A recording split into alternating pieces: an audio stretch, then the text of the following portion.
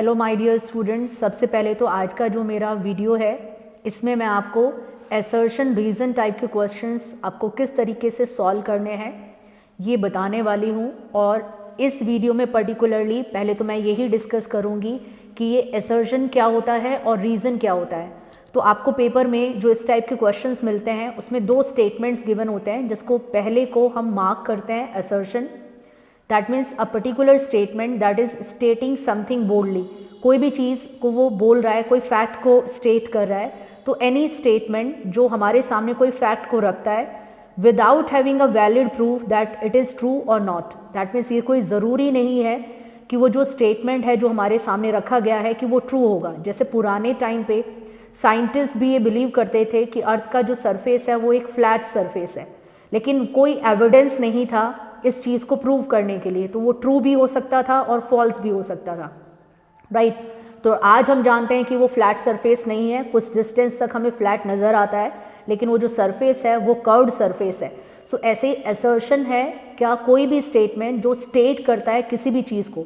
So assertion is a statement that state something, किसी चीज़ को स्टेट करना। देन जो सेकेंड स्टेटमेंट होता है रीज़न। सो वो जो स्टेटमेंट हमने प्रीवियस दिया है उसका करेक्ट एक्सप्लेनेशन है या नहीं। Correct explanation, I am again highlighting the word, second statement जो है फर्स्ट स्टेटमेंट का करेक्ट एक्सप्लेनेशन है या नहीं। तो दो आपको स्टेटमेंट्स गिवन होते हैं, एक रहता है असर्शन, एक रहता है रीज़न। असर्शन स्टेटिंग समथिंग बोल्डली, किसी भी चीज़ को बोल्डली आपने बोल दिया। अब वो ट्रू है या फॉल्स है वो हम बाद में देखेंगे, उसको जब हम स्टडी करेंगे या उसको हम ऑब्जर्व करेंगे, डीपली सोचेंगे उसके बारे में कि जो फैक्ट बोला गया है वो ट्रू है या फॉल्स है। तो स्टेटिंग something boldly is what assertion, and explanation of that assertion कि वो स्टेटमेंट का जो सेकेंड स्टेटमेंट है वो करेक्ट एक्सप्लेनेशन है या नहीं। So that correct explanation is what reason.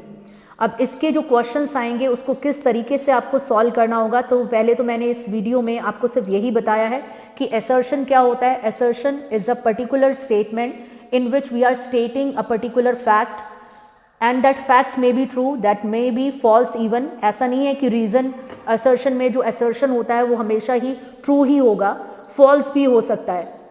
कोई भी स्टेट कर दिया हमने पर्टिकुलर सेंटेंस जिसके बारे में भी हमें बात करनी है, कोई भी स्टेटमेंट ऑफ फैक्ट हमने दे दिया, अब वो करेक्ट भी हो सकता है, वो इनकरेक्ट भी हो सकता है, फॉल्स भी हो सकता है, ट्रू भी हो सकता है, फॉल्स भी हो सकता है। और सेकंड स्टेटमेंट वो ट्रू भी हो सकता है, फॉल्स भी हो सकता है, और वो फर्स्ट वाले का करेक्ट एक्सप्लेनेशन है या नहीं, सबसे पहले तो ये चीज़ देखनी होगी। तो ये वीडियो में तो मैंने आपसे शेयर किया है कि असर्शन क्या होता है और रीज़न क्या होता है, राइट। अपकमिंग वीडियो में मैं आपसे शेयर करने वाली हूँ कि रीज़न और असर्शन रीज़न टाइप के क्वेश्चंस को आपको सही तरीका क्या होता है उनको सॉल्व करने का। तो जैसे ही मेरे वीडियोस में डालती हूँ अपने चैनल पे, प्लीज़ आप उसको देखें और आपको पूरी इन्फॉर्मेशन मिलेगी इस कॉन्सेप्ट से रिलेटेड कि इस टाइप के क्वेश्चंस को हमें किस टाइप से सॉल्व करना है। तो अभी तो मैंने बताया है assertion is a statement which state something, कोई चीज़ को स्टेट करता है।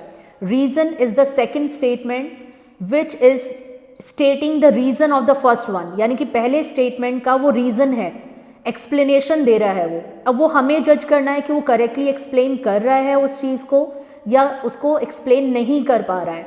उसके बेसिस पे फिर हम अपने ऑप्शन सेलेक्ट करेंगे। So first is स्टेटिंग something, second is the correct explanation of that particular statement और नॉट।